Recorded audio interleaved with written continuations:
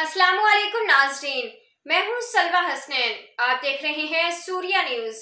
आइए नजर डालते हैं आज की अहम खबरों पर।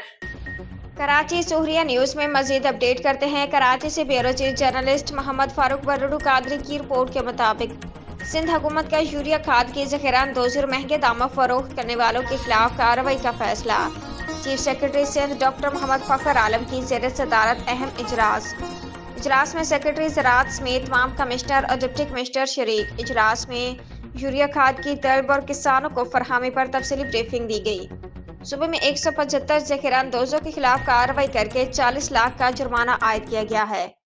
इजलास में आगाही 41 डीलर्स की डीलरशिप मुअत्तल की गई है।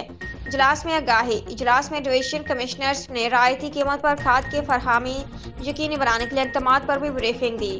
तमाम डिप्टी कमिश्नर यूरिया खाद की 100% स्टॉक वेरिफिकेशन को यकीनी बनाएं। चीफ सेक्रेटरी सिंध ने कहा कि यूरिया की ज़ख़ीरा अंदोज़ों के खिलाफ सख्त कार्रवाई की जाएगी।